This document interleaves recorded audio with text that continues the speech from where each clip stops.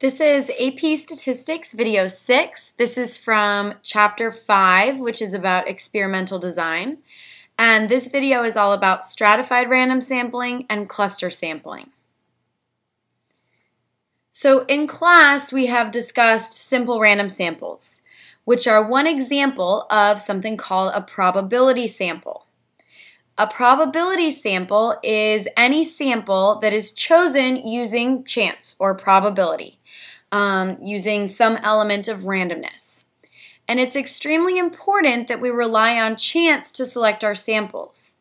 In class, we talked about the problems associated with choosing a voluntary response sample or a convenience sample, because those don't involve this element of randomness. So it's really important that we rely on chance to do our choosing. However, a simple random sample is not always possible. I want you to try to think of a situation when a simple random sample would be difficult to choose. For example, what if I wanted a sample of Americans? I could not put every American's name on a piece of paper and put those papers in a hat and draw out a simple random sample of Americans. That just would not be physically possible. So when we're sampling from a population that's spread over a wide area, it can make sense to sample groups within the population separately and then combine them. So I would take my population and split them into groups and then use those groups to help me take my sample. One way to do this is with a stratified random sample. In a stratified random sample, I divide the population into groups of individuals, and those groups are called strata, that are similar in some way that I believe to be important to the response, so important to the subject of my survey. Then I choose a simple random sample from each separate group and combine those simple random samples to form my full sample.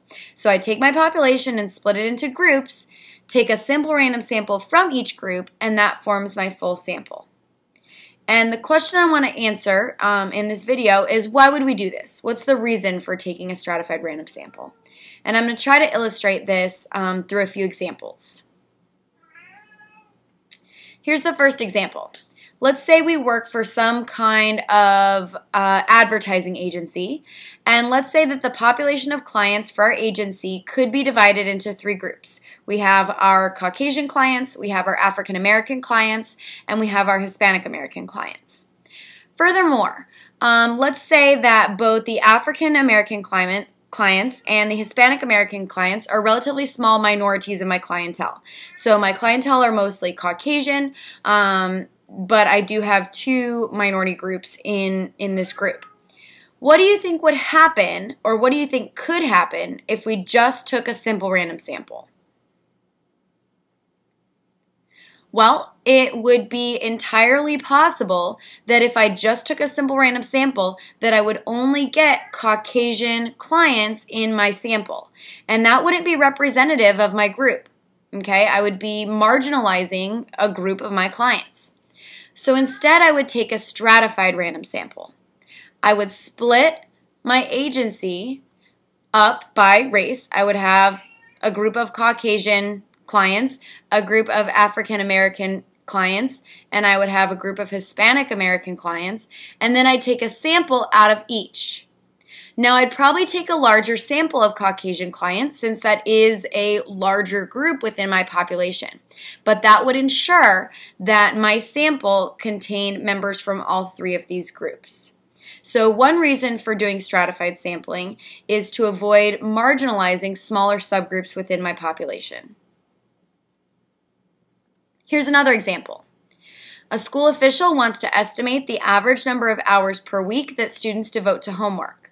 Because she believes that this figure will differ considerably among classes, stratified random sampling will be employed. The population of students at this school will be grouped into 4 strata, consisting of all freshmen, all sophomores, all juniors, and all seniors. Then from each group, a simple random sample of students will be selected. The resulting information can be combined to obtain an estimate that is expected to be more precise than that obtained from a random sample of the entire population. So because what I'm measuring is hours per week that students devote to homework, and because I think it matters whether someone is a freshman, a sophomore, a junior, or a senior, I want to make sure that I have a good mix of all 4 of those groups in my sample. So I'm going to take a stratified random sample. I'm going to split my population into freshmen, sophomores, juniors, and seniors, and then take some of each to form my sample. We have another type of probability sample called a cluster sample. In cluster sampling, we divide the population into groups, but these groups are called clusters. Then we randomly select some of the clusters and include all members of that cluster in the sample. This isn't as good as a simple random sample or a stratified random sample. Usually we do this to be cost effective or time effective or something like that. For example, to conduct personal interviews of operating room nurses, it might make sense to randomly select a sample of hospitals and then interview all of the operating room nurses at that hospital. So I split my population into clusters, and my clusters are the different hospitals. So let's say Hospital 1, Hospital 2, Hospital 3, and Hospital 4. Then I randomly select a hospital. Let's say I randomly selected Hospital 1. Everybody at Hospital 1 gets interviewed, but nobody at the other hospitals gets interviewed. That's a cluster sample. So the difference between strata and clusters. All strata are represented in my sample because I take a little bit out of each group. But only a subset of clusters are included in my sample. I only choose 1 cluster or 2 clusters to be part of my sample.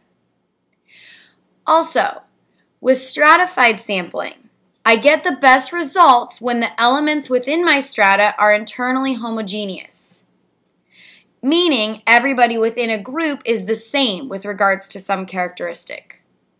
With cluster sampling, on the other hand, the best results occur when elements within clusters are internally heterogeneous. Let me show you a little example.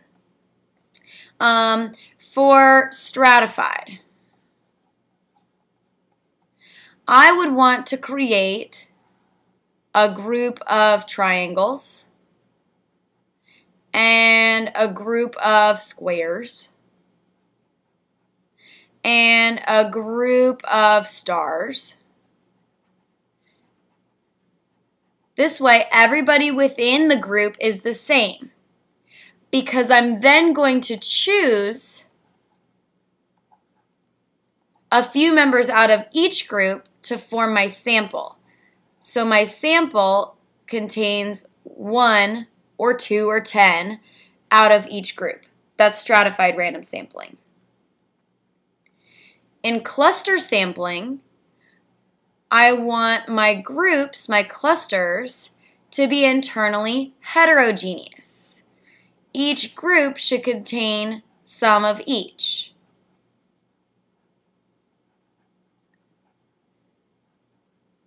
Because I'm only going to end up picking 1 or 2 of my clusters to be part of my sample. Now this is my sample, so it already contains a mix. There's one final thing I want to talk about here, and that's multi-stage sampling. Multi-stage sampling means I contain a few different levels of sampling. For example, let's say I choose a cluster sample, and then within that cluster sample, I conduct stratified random sampling. So multi-stage sampling just means I go through a few different stages of sampling. I want to close with an analogy that a student last year came up with that helped her remember the difference between stratified random sampling and cluster sampling. And it has to do with trail mix.